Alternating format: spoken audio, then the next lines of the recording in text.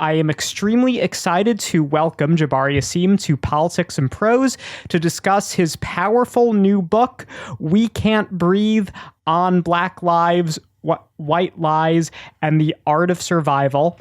Focusing on the history and culture of Black life, Asim's essays disrupt what Toni Morrison has called the master narrative and testify to the African American community's strength, resilience, and beauty. These essays depict a rich portrait of a community that has resisted, survived, and flourished despite centuries of racism, violence, and trauma. Kirkus calls We Can't Breathe, quote, a sharp vision that challenges readers to shift perspectives and examine conventional narratives. Jabari Asim served as an editor at The Washington Post and as the editor-in-chief of the NAACP's Crisis magazine. He is a recipient of the Guggenheim Fellowship in Creative Arts and is the author of 6 books for adults, including The N-Word and 9 for children. Please give a warm welcome to Jabari Asim.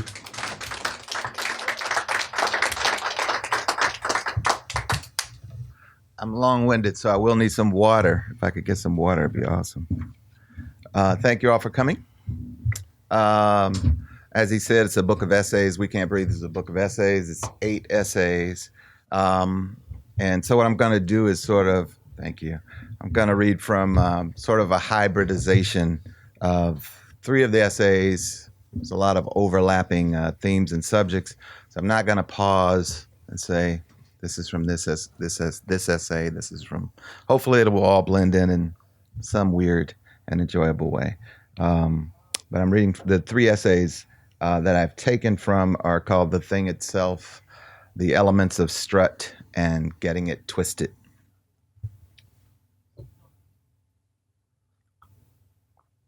One of the subjects I examine in the book is ways in which mainstream popular culture abuses or respects the African American ethos. By ethos, I mean the distilled experience of Black life and all its myriad subtleties, a just grew stew of sights, sounds, memories, movements, and emotions, marinated in blues, swing, bop, soul, funk, gospel, and rap. Deep blue blackness, beyond category and bred in the bone. So high you can't get over it. So wide you can't get around it.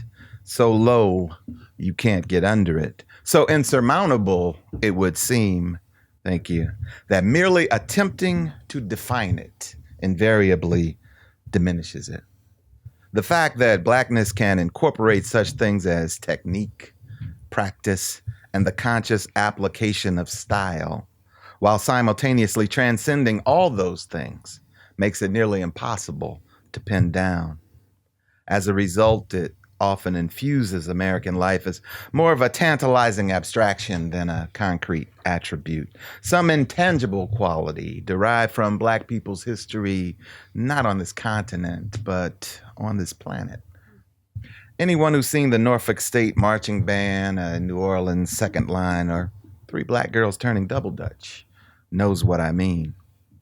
Ralph Ellison touched on it when he described singer Jimmy Rushing's ability to give voice to something which was very affirming of Negro life, feelings which you really couldn't put into words. When trying to wrap my vocabulary around Blackness, I find myself reduced to opaque mumbling. I want to say that I may not be able to describe exactly what Blackness is, but I know it when I see it, or hear it, or feel its irrepressible rhythm urging me to get on my good foot and dance my way out of my constrictions. Blackness as a timeless, undeniable force simmers at the heart of every African American story, and by extension, nearly every American saga. One story that I find particularly compelling is the movement of dark bodies through spaces. In ideal circumstances, the human body flows in a state of what we might call strut, a jauntiness, an ease, a response to the rhythms that animate the earth. To strut is to reflect the graceful rotation of the planet in one's breath, in one's step, in the pace and melody of one's speech, in one's swerve and laughter. I strut, therefore I am. Strut is the body in motion, occupying, manipulating, and moving through space. Strutting requires freedom, the liberty to flex and stretch. Lately, I have been watching a short film by Andrew Margetson. His camera follows the brilliant dancer Little Buck as he floats, pops, and glides through the Foundation Louis Vuitton in Paris. Dancers are often so supple they can't help themselves, walking with a distinctive grace that signals their talent. Little Buck doesn't walk like that. He enters the museum as any ordinary mortal would. He is lithe and trim, to be sure, but with an unassuming gait that hides his kinetic genius. Then the music begins, and he leans into the air, his ankles as improbably bent as a hapless guard defending LeBron James. His voiceover narration introduces his style as a blend of hip-hop and ballet. As performing artists, as dancers, he explains, we see everything as art. Up the escalator and through a light-filled space adorned with paintings, Little Buck maneuvers his undeniably dark body, pirouetting, altering time, and gently challenging gravity. He bends to the point of crumpling, only to reassemble, restoring his smooth musculature as if by magic. The beauty of the dance is a timely distraction. Little Buck moves adroitly in a space where figures like his have seldom been regarded with respect or delight. His sublime whirl helps me forget, however briefly, that darkness in a body complicates even the most basic stroll, reduces an inalienable right to an elusive privilege. The unbound black body is profoundly inconvenient. The dark muscles, the bones underneath, the vulnerable organs, and the sheltering skin, each comprises a segment on the map of a plundered continent. Each is redolent of conquest and empire. 4 centuries ago, our ancestors were marched at gunpoint across sand and savanna, far from their home villages to near death and misery in the confinement castles of the African West Coast. Those who stumbled and lost their footing never made it even that far. Inevitably, history complicates our strut. Then, as now, locomotion sometimes can require treading the slender border between life and death. Headlines remind us of all the same and different ways a black body can collide with its inconvenience. Breathing, walking, waiting to cross at the light, using a golf club as a cane while crossing a Seattle intersection, heading home while carrying candy and a can of iced tea. Any of these can be seen as unforgivable trespass, alien intrusion on ground that must be defended. The wrongful arrests, the point-blank executions, the gunshots to the back, the militarized police responses, the illuminating silence of white self-styled liberals, and, most critical, the paucity of convictions all point to the same existential question. How can we strut in a strange land? While my contemplation of strut respects the question of how to live in a black body, I am more interested in how to escape my own imprisoning concept of that body. I don't believe the black body has more potential than any other kind, but I am concerned with the extent to which its capabilities are suppressed by one's own internalized limitations. Racism and its accompanying cruelties have shaped me to police myself, to restrict my own movement through spaces. And by spaces, I mean both actual and metaphorical. The great resistor Carter G. Woodson warned, when you control a man's thinking, you do not have to worry about his actions. He might have added, independent thinking seldom goes undisciplined. Some black people use this fact to justify subjecting their children to corporal punishment. They contend, incorrectly, I beat my son so the police won't. On any given day, how often do I manage to keep oppressive thinking out of my head?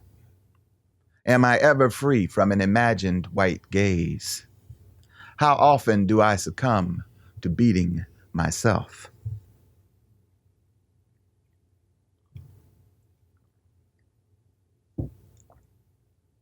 When my wife and I visited the National Museum of African American History and Culture during its opening weekend, immense crowds made it impossible to linger before any of the exhibits. Still, it was easy to make connections between past and present, even while moving rapidly. Easy, for example, to note the painful irony of tolerating forced elbow-to-elbow intimacy with strangers and underground passageways while looking at displays about the cramped horrors of the Middle Passage. Easy to look at shackles and think of Alton Sterling, executed by police a few months earlier while bound and subdued in Baton Rouge. Or Kajim Powell. After killing the mentally disturbed man, St. Louis police officers rolled his corpse over and cuffed his inert wrists behind his lifeless back, as if mocking that whole freedom and death thing. Similarly, it was hard to look at images of Africans chained in the holds of storm-tossed trading vessels and not think of Freddie Gray, shackled in the back of a speeding Baltimore police van on a rough ride to his death. Hard to avoid the unsightly realization that rusted iron manacles from the mid-1800s, forged specifically to hold a black body in place, still look sturdy enough to do the job. Unlike the dancer Little Buck, most of us can't trip the light fantastic. We are left to rely on others in the struggle to rouse our bodies and spirits into motion. When I stagger from my house still groggy with sleep, I turn to the generous gods of bop and groove to help me get my hustle on. I pop my earbuds in, press play, and soon I'm walking down the street like Bernie Casey and I'm Gonna Get You Sucker, my theme music guiding my feet. My playlist is subject to the twists and turns of my fickle tastes, but some tunes never lose their favorite status. Green Onions by Booker T and the MGs, Grooveyard by the Montgomery Brothers, Steppin' by the World Saxophone Quartet, The In Crowd by the Ramsey Lewis Trio, The Sidewinder by Lee Morgan, Giant Steps by John Coltrane. My playlist propels me through public spaces where my presence might be questioned or challenged. One August morning, I was walking with earbuds firmly in place when someone called out to me. I turned and saw a white cop standing in the middle of the street, the sun glinting off his mirrored sunglasses. "You doing laps?" he asked. I told him I was. "Which lap is this?" "My second," I replied. He gave me a thumbs up. I nodded, unsmiling, and went on my way. I couldn't tell if he was just being friendly or letting me know that I was under surveillance. Sometimes we strut to reassure ourselves that we belong, that we have a right to the air we breathe and the space we occupy. At other times, we strut as if we could take back everything that has been lost. I wonder what songs would have been on Elizabeth Eckford's playlist. In 1957, decades before playlists and iPods, Eckford found herself walking alone to Little Rock Central High. Separated from the 8 other black students who would join her in integrating the school, she was forced to maneuver through a crowd of furious white women and men. They spat poisonous curses at her with all the enthusiasm of monkeys hurling feces at gawking humans. One could say those rabid Arkansans were in a prison of their own making, trapped in a destructive mythology, prevented from exercising their full humanity. One could almost pity them, if not for the impact of their psychosis on the Black people then living in Little Rock.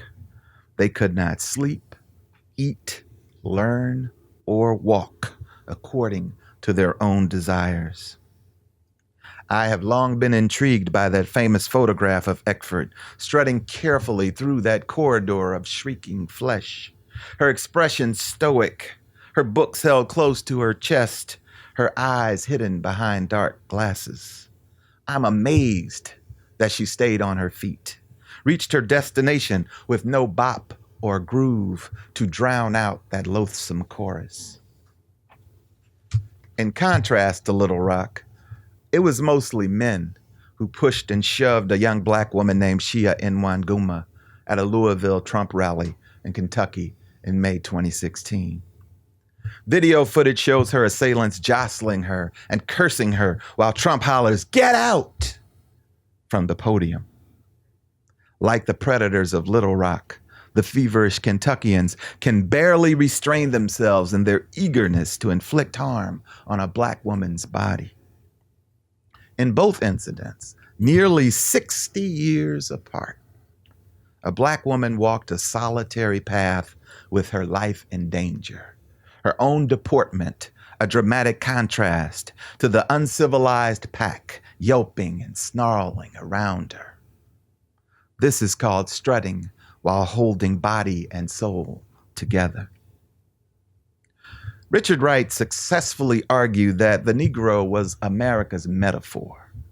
Let us extend that notion to the situations Eckford and Nwanguma found themselves in.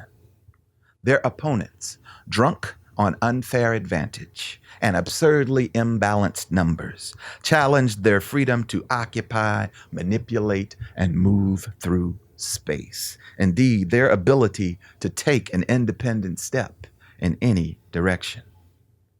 On a larger scale, our former captors, similarly advantaged, frequently make a sport of denying us our basic human rights. When not pursuing physical punishment via overzealous policing, disparate sentencing, and mass incarceration, they debate our capabilities and subject us to their taxonomical impulses. Eckford's struggle to get to school leads me to envision Black bodies moving through time, unhindered by desperate talk of bell curves, crime genes, fast-twitch muscle fibers, and cultures of poverty.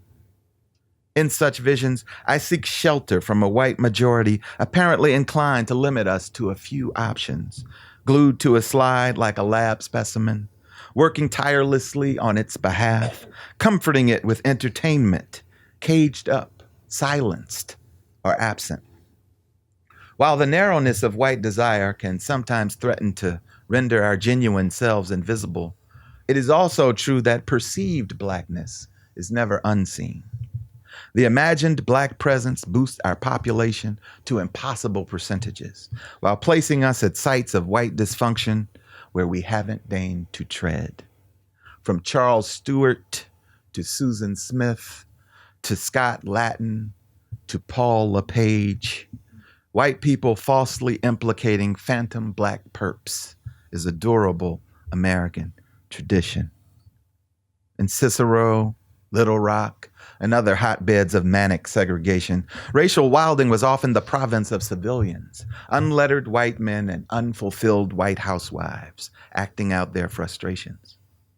In the 21st century, when strutting where one chooses is still seen as intolerable Black impudence, police officers become gun-wielding surrogates. Licensed to kill, they can exercise collective white hysteria by inflicting violence on our dark skins. In addition to satisfying a psychological urge, policing of the Black body performs a critical economic function by supplying the nation's need for cheap captive labor and fodder for the prison industrial complex. For these and other reasons, African Americans move through space fully aware of this fact. Police officers break the black body with the reliable blessing of the state. Since Darren Wilson's killing of Mike Brown removed any doubt that an objectionable strut is grounds for murder, Black Lives Matter activists have marched in the path of their predecessors, challenging the popular compulsion to crush and consume blackness. Still, the best service they contribute may be their expressed willingness to question the sanity of returning again and again to request protection and justice from a government that will not save us. The question reflects a perspective older than the Republic, offered by Thomas Paine long ago. He wrote, "Common sense will tell us that the power which hath endeavored to subdue us is of all others the most improper to defend us." The bloodthirsty impulse, the desire to see the dark body suffer, shared by many of those who benefit from unfair advantage based on skin color, may prove impossible to rehabilitate, a prospect that many of us are reluctant to acknowledge or confront.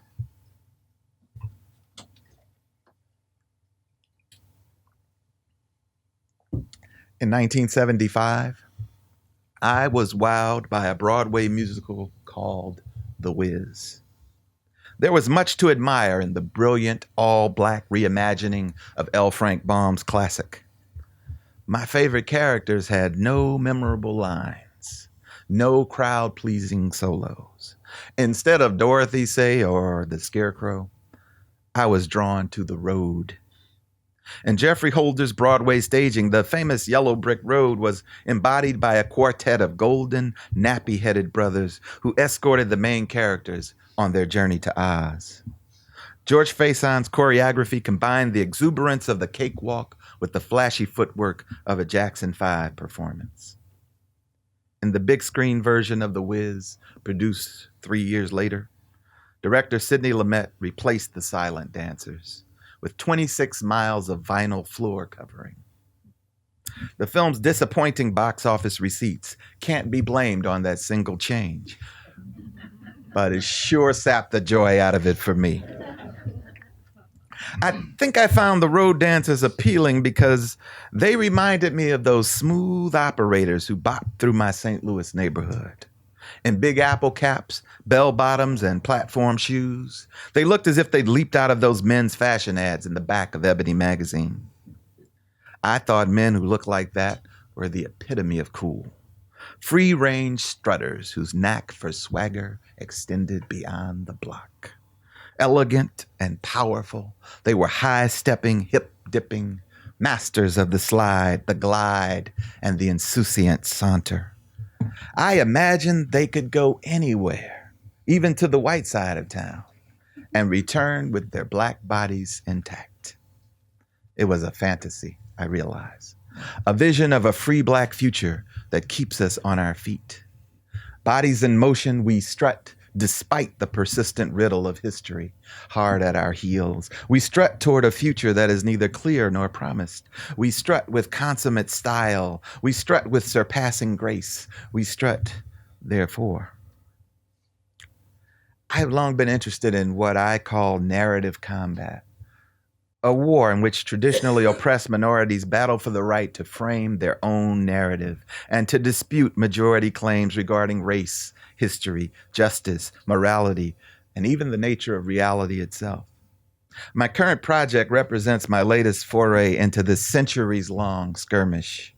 I see it not just as a rejoinder against ongoing oppressive efforts to claim narrative authority. Examples of claiming narrative authority include All Lives Matter, Make America Great Again, ad nauseum, but also as an addition to a collective effort launched by previous generations of what I call narrative resistors. Early on, memoirists such as Frederick Douglass and journalists such as Ida B. Wells often wrote with a zealous intent to tell the world the facts. They and those who followed, Du Bois, Wright, Morrison, and others, understood the power of narrative capital, an objective as critical to our well-being as intellectual capital, economic capital, and social capital. They knew that the person who shapes and controls the narrative shapes and controls nearly everything. The history of our revolution will be one continued lie from one end to the other. John Adams. The root function of language is to control the universe by describing it. James Baldwin. Along with brutality, torture, and murder, a principal step in American-style oppression has long involved getting between the oppressed and their stories. Depending on the circumstances, intervention may involve disputing oppressed people's version of events, distorting them, or seizing them outright, renaming them, and repurposing them. Nurturing the lie at the heart of each method, a maneuver known in some locales as getting it twisted, helps oppressors sustain what Toni Morrison calls the master narrative. When individuals in some African American communities get things twisted, often beginning their tale with, "What happened was," a popular response is, "Who I look like? Boo Boo the Fool?" The question is quickly recognized as a way of announcing one's refusal to be bamboozled, hoodwinked, or misled. But street-level skepticism is one thing. Collective willingness to accept the lie of American exceptionalism is quite another. Many descendants of enslaved Africans are no less intentionally gullible than their countrymen, and wanting the American tradition and the white men who established it to be uniformly virtuous. For example, we know that more than a century before Thomas Dixon and D.W. Griffith started writing lies with lightning, the framers were dipping them in ink and inscribing them on parchment. Despite the dishonesty inherent in their secular scriptures, the disheartening fractions and lies of omission, we want the nation's founders to be flawless. We want to believe that one youthful misadventure with a cherry tree was all a typical great white father needed to set him on the right path. We want to believe that the original plutocrats were never vain or insecure, that they were never unfaithful lovers or abusive husbands, that they never kept black women in chains and raped them repeatedly, that they never suffered from tooth decay and body odor, or knew the heartbreak of psoriasis and regrettable habits. In my old neighborhood, this kind of naivete was called falling for the okie doke. The myths created to sustain the delusion of white supremacy perpetuate stereotypes that resonate even today. When a white mother called the police in Washington, D.C. because black teens near an ATM made her, quote, uncomfortable, and police unquestionably followed her implicit commands, that was race-based lying at work. When the manager of a lingerie store made all the black customers leave after a black woman was caught shoplifting, that was race-based lying at work. A different but no less caustic danger results from the liar acting as an agent of the state. When the state gets it twisted, as it did in the case of the Central Park Five, the consequences are long-ranging and irreparable.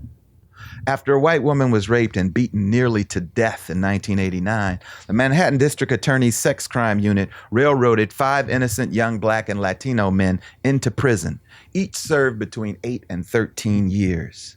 The state's mendacity was abetted by the defendants' coerced confessions, vague, inconsistent statements in which they lied on themselves. Years later, after another man confessed to the crime and the 5 were exonerated, Linda Fairstein, who had supervised the sex crime unit, continued to ignore the complete absence of evidence and insist that the jury had reached the correct verdict. Donald Trump, who had fanned the flames of derision by purchasing full-page ads in local newspapers calling for muggers and murderers to suffer for their crimes, also expressed no remorse. They admitted they were guilty, he said in a statement to CNN. The police doing the original investigation say they were guilty. The fact that the case was settled with so much evidence against them is outrageous. There was no evidence against them, and investigators found no DNA from any of the young men at the scene of the crime. Fairstein and Trump refused to admit their roles in perpetuating a toxic deception, even when facts inconveniently illuminated their errors. To counter these and other nefarious forms of narrative combat, we continue to write and resist. In the tradition of black bards known and unknown, we compose with purposeful fury. We muster our candor and eloquence against a master narrative advising us to patiently attend those who continue to cling so eagerly to anti-black racism, that we sit with folded hands and hear them out. It's what we might call a morality tale, a fable in which embracing white people at their worst inspires them to return the gesture and open their arms to us and all our complicated, flawed, and wonderful coloredness.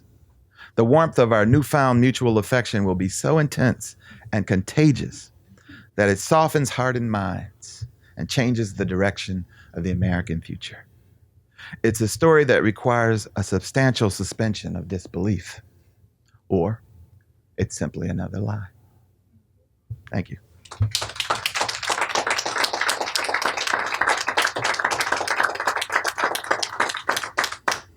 So I kind of cheated by pulling things from different essays and putting them together.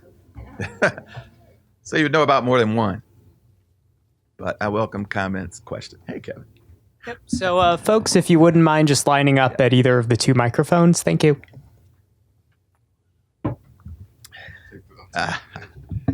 Awesome writing. Great to see you. I have a sense, but maybe you can expound a little on the title of the book.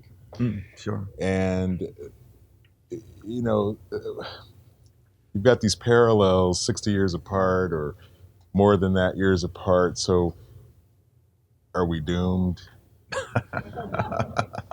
Is there some other book? If there is, and it's in this store, I'm not going to tell you about it. The title has, a multiple meaning. And one is an allusion to Eric Garner's I Can't Breathe. But the essay that it comes from in the book is called Getting It Twisted. And it actually refers to a novel that was published decades ago by an African-American novelist named Ronald Fair called We Can't Breathe. And so I looked at his novel, We Can't Breathe, and another novel of his called The Hog Butcher, which became a movie called Cornbread Earl and Me back in the day. There you go. Exactly. So Ronald Fair was prescient in that at least two of his novels turn on the police killing of an unarmed black man and the two narratives that clash as a result of that. And I discuss it in more detail in the book. So I'm kind of paying tribute to this whole tradition of African American writers that, anticipate everything that we've encountered. They've already encountered it and identified it in very eloquent language. So it kind of addresses both of those. I do have more optimistic language in the book as well. And I said one of the things that makes me optimistic is the fact that we still exist despite every effort to destroy us, to absolutely destroy us, starting with the Middle Passage and coming up to today. Deliberate, systematic attempts when we are no longer of use, when we can no longer contribute to economic capital. We have no value, and yet we're still here. And I find that reason for enormous optimism. And, when people talk about faith, I do have faith. I have faith in Black people that is boundless, it's limitless. I only have to reflect on our experience for a few minutes whenever I'm down, right? And just think about Ida B. Wells, think about Ralph Ellison, think about all these people who endured much worse, not only survived, but thrived and flourished so that I would have opportunities later. Frederick Douglass said that ultimately the price of struggle is being in the struggle. We just continue because we must. So I think there are, I think we're, in some ways we are indomitable, and that's a source of optimism for me.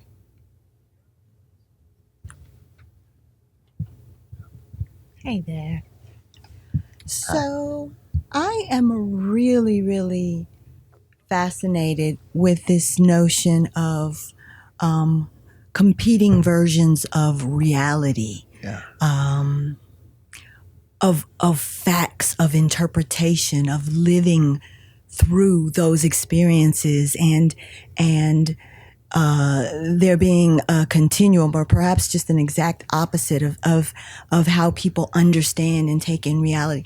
What sort of hinge for that kind of thing did you find in writing the book? What was your inspiration in just wanting to premise a book on the notion that there's no evidence that we actually have a same version of reality? Yeah. Well, I'm really borrowing from Richard Wright, because Richard Wright characterized literature as a battleground, a battle, black writers and white writers, a battle for the nature of reality, battle over the nature of reality, right? This is one. Now, perception is selective, right? So there is no definitive version of reality. My point is there are competing versions, and that we should be aware of those, right? And also the way in which they're systematically used to keep certain conditions present in the United States. So I started with Richard Wright, but I mean, I do have a section in the book where I talk about the East St. Louis race riot of 1917, which the initial reports said things like, 12 black people were killed. The banner of the St. Louis Globe Democrats is hundreds killed, right? Eyewitness accounts say hundreds killed. There was only one daily newspaper reporter on the scene, and Carlos Hurd, H-U-R-D, and he reported that there were black families hanging from street lamps, right? So he's an eyewitness account, and he's from the mainstream media, right? And that's his account. But the other thing I look at is that, just a few days after the massacre in East St. Louis, Ida B. Wells showed up. She stepped off a train, right? And she stayed, she did eyewitness accounts. She walked, smoke was still coming from the rubble. And she fearlessly, I talk about this, I imagine the strut she took from the train depot, right? And she worked on both sides of the bridge, because at least, I think, something like 12,000 black people fled East St. Louis across the bridge into St. Louis. And, there's still echoes of that struggle today, because I'm from St. Louis, and my wife's from East St. Louis, right? So I remember when we would celebrate the 4th of July, Independence Day, on the riverfront in St. Louis, they would close the bridge between East St. Louis and St. Louis. So the all-black community of East St. Louis could not partake in the celebration, right? So you still see these echoes. But what I was getting at was that Ida B. Wells showed up, Du Bois showed up, did a 25-page report in the pages of the Crisis magazine. If not for Ida B. Wells and Carlos Hurd and W.B. Du Bois, we would have nothing to counter the narrative, right? So this has kind of always been going on.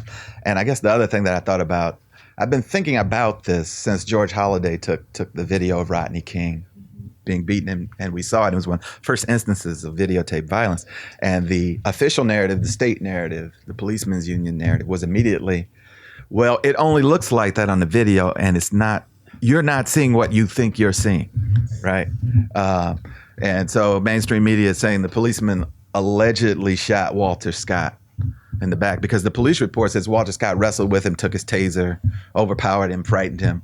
But the video shows he did none of those thit's But even so, a lot of the mainstream reporting was he was allegedly shot. But on the video, you can see the guy emptying bullets into his back, but it's still alleged, right? So, I mean, the idea is that we have to always, the poet Muriel Rukeyser says the universe is not made of atoms, it's made of stories. And I totally agree. But I am respectfully skeptical of all of them. Every story, including any story that I'm inclined to tell. I mean, I think we need that degree of critical inquiry, so that we just don't fall into a story because it sounds good or resonates or it's convenient, which is what we often do. Because sometimes the real story is too painful to engage. Oh. Congratulations, my friend. I'm not surprised, but I am pleased. So I haven't had a chance to read it yet, but thumbing through some of the notes in the back, I saw in the selected bibliography for the thing itself, some references to works by Frank Yerby. And that intrigued me because I found out about him by mistake as a young, voracious reader. Yeah. And found out that a few of the early, is it Earl Flynn movies were based on his novels? Yeah. But I had no idea that he was African American. Yeah. And I'm intrigued to know how he or his works or influenced the essay, the thing itself? I have a fairly lengthy section about Yerby in there. The thing itself is mostly meditations on this idea of appropriation, which is really complicated for me. I don't necessarily take the position that people would assume that I would take, and part of the reason I say is because, my own writing is so heavily derivative. If you've read certain people and you read me, you know who I've read and you know who's influenced me, and it would be very disingenuous to pretend, that there's such a thing as an original thought, right? So I'm not one of those people that, he stole a thought, it's like, yeah, no. But anyway, so Yerby was interesting to me because he comes along when Langston Hughes has laid down his manifesto, Negro Artists in the Racial Mountain, in which Langston Hughes is saying, we don't care what white people think, but here's the newsflash, we don't care what black people think either. We're writers. We insist on our independence. We're going to be ugly. We're not going to do, the positive school of representation. We're going to show black people in their ugliness and their beauty, right? And we don't care because that's what we do. We're writers, right? And then you got Blueprint for Negro Writing around 1940, Richard Wright, which kind of pushes back against that, right? And he doesn't condemn Zora Neale Hurston by name in that particular essay, but he condemns Zora Neale Hurston for using, like black dialect and black slang and all this kind of stuff. It's really, really weird essay. So we're having these conversations in the Black community about the nature of narrative reality. How do we, and then before Ellison and Baldwin, but after Wright, comes Frank Yerby. And Frank Yerby's first couple of novels, he could not get published because they were very much in the Richard Wright school, but I guess not quite or something like that. So, but he's a writer. So in disgust, he starts writing novels that don't have black people in them at all, or they're in, marginalized parts. And for a while, he was the best-selling novelist in the entire United States. Right? He made millions, moved to Europe and never came back. Right? So I just wanted to look at a voice like his, is that, he's writing at the same time they're having these arguments. They're having these debates about how black artists should depict black people. Right? And he just gets entirely frustrated.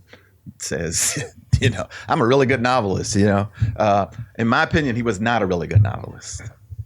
He's very, what do you call them? They're not quite bodice rippers, but they're close. Like all of the ones I read, women weep copious tears, and there's these long metaphorical descriptions of tears, pearlescent in women's lashes, and this kind of thing. So, I wouldn't read him unless you were like really curious.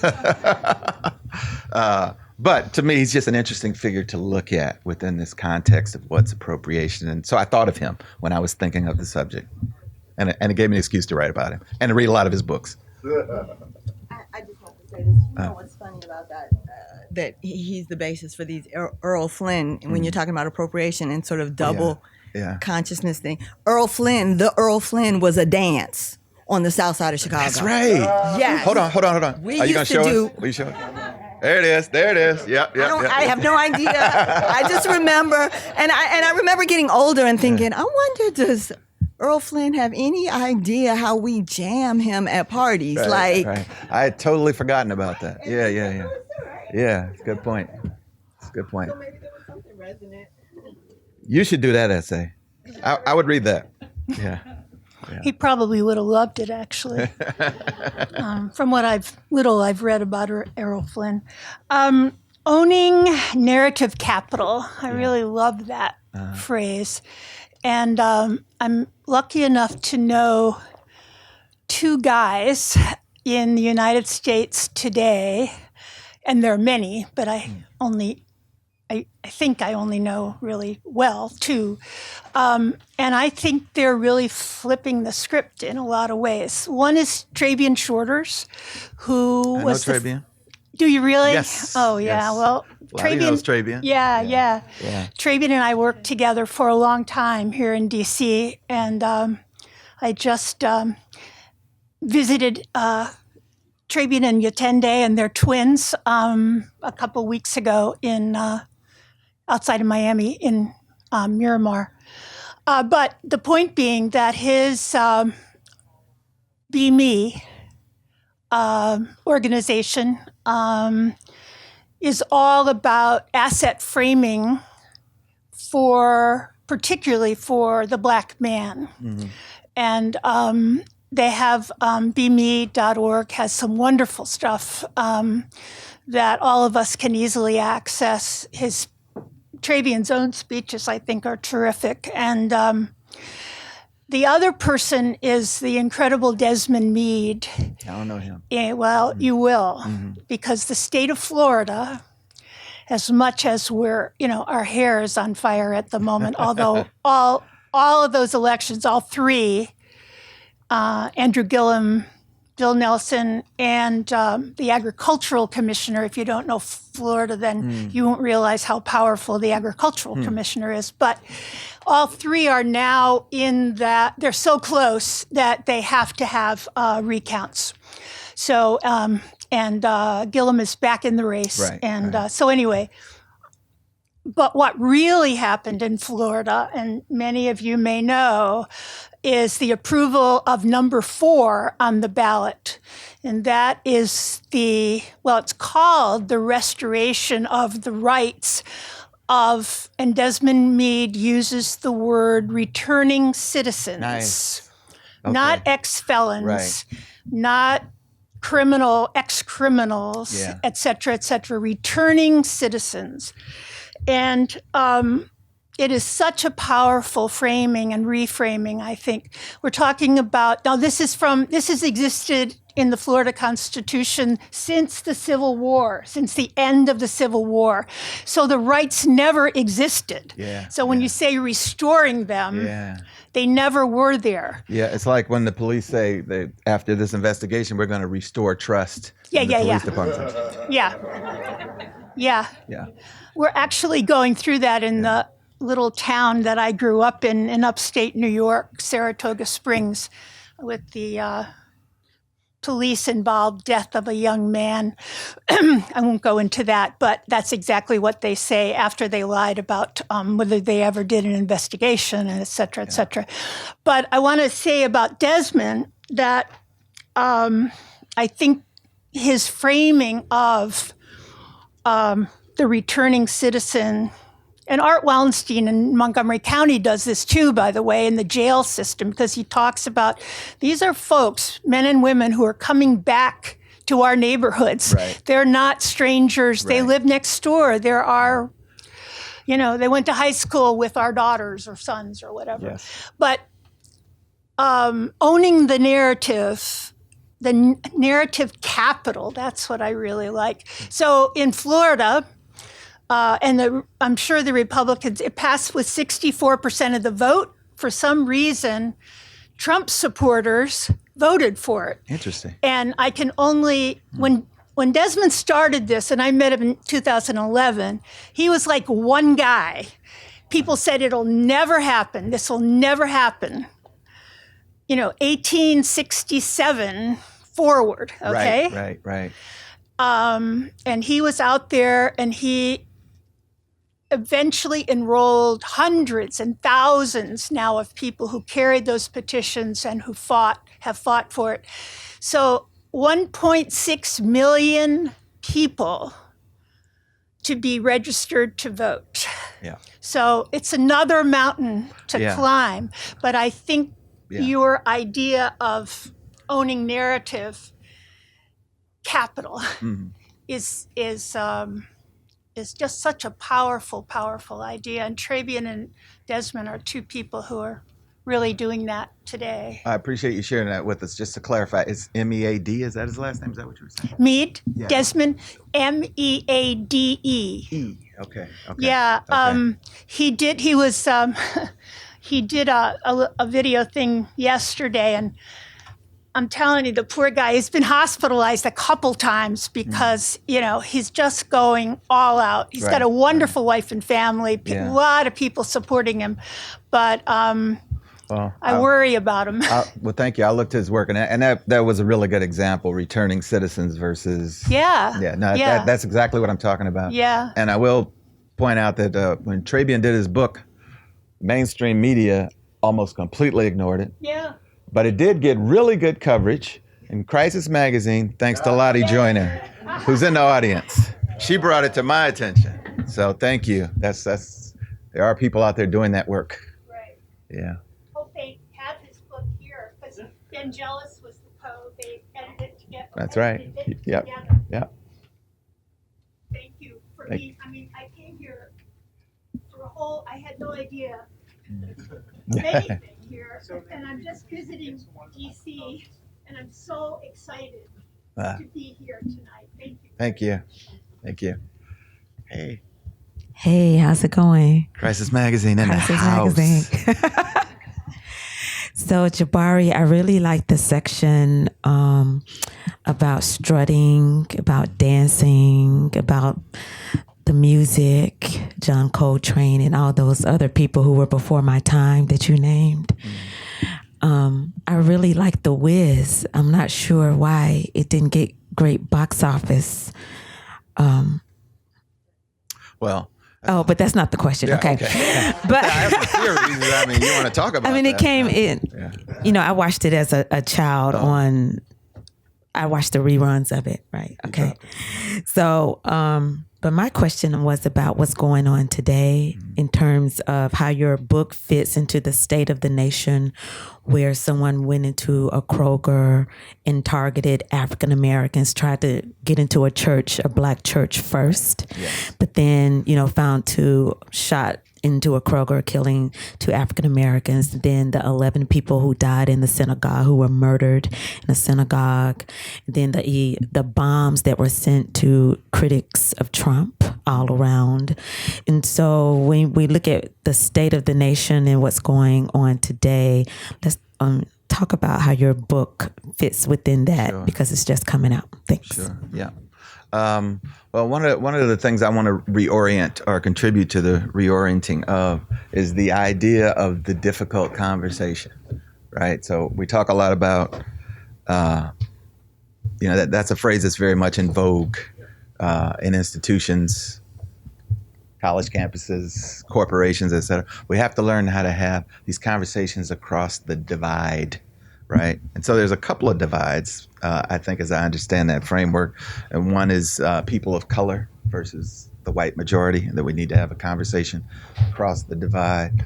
And the other part of that is if we take out race and just make it politics and say like there's this pro-Trump faction, and then there's the people who are repulsed by Trump, and then there's this call to have a conversation across that divide, right? So I suggest reorienting, thinking about that in a different way. So conversations that I have with, say, white allies, progressive white people, let's talk about racism in this way. So it comes up as, well, I have cousins, I have friends who voted for Trump, but they're not racist, right? They support him for other reasons. So one of the questions I asked them, in what context is voting for a racist not a racist act? And in what context is committing a racist act free you from the charge of being a racist? Who commits racist acts, right? And then the larger discussion is there absolutely needs to be a difficult conversation, but I don't think it should be between people of color and white people. I think that would be premature. I think there needs to be a difficult conversation between white people and other white people, right? So that's what I suggest and encourage in the book, because, you know, I talk about progressive allies, white, liberal progressive allies, you know, and, you know, I love them, you know, without qualification or hesitation, and I'm grateful for what they do. But the bar is really low. The bar is really low, and it's got to go beyond basic kindness. And it's got to be about returning to their communities. And one thing I usually ask, you know, facetiously, but I ask that our white liberal progressive allies not return to work after Thanksgiving, because this has happened to me every year of my work life as an adult, where I'm cornered at least 3 times at the water cooler by a white liberal who says, I have to tell you about Thanksgiving. My grandfather's such a racist. Guess what he said? And he loves to say the N-word and blah, blah, blah, blah. You know, and I'm like, it doesn't enrich us, really. That's not the conversation we're talking about. right? Because the question I have for you is, why are you still breaking bread with your racist grandfather? At what point does something become unforgivable or untrespassable? And I don't know the answer, right? It's a difficult question. It's part of a difficult conversation. But that's the conversation, the context. I think that's the conversation that needs to take place. Do you know David Campt? C-A-M-P-T? Another guy for you. Okay. Seriously, Yeah. they'll love you, and you'll love them. David Campt, based in North Carolina now, I think, a black man who happens to be a PhD. He all his work has to do with just exactly what you're talking about. Yeah. White ally conversations. I just did a 28-day boot camp that was a kind of beta test of something that he and his colleagues have developed.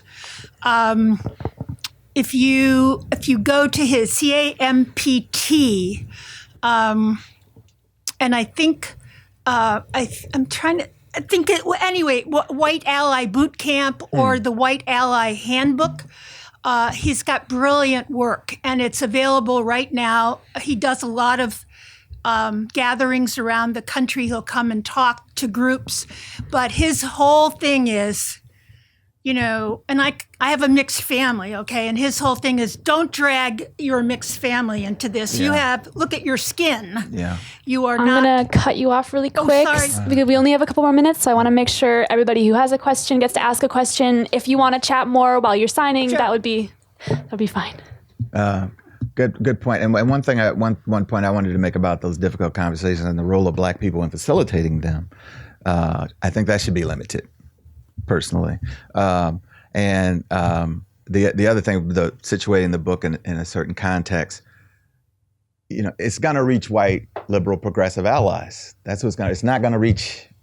They will never get beyond my skin, right? That's not going to happen. And even in white progressive communities, I won't name the book, but I'll say right now there's one really popular best-selling book about confronting one's racism. I'm not saying it because it outsells every book by every Black person who's been saying exactly that for 400 years. But when a white person writes it, wow, this is like, and so I think that's terrible. But at the same time, the white audience will listen to her in a way that they would never listen to me. That's just the reality, regardless of what I have to say, or anyone who looks like me has to say. So that's why the conversation, I think, needs to be oriented. Is it critical that this message that may have some things that will reach people get out there, or are we?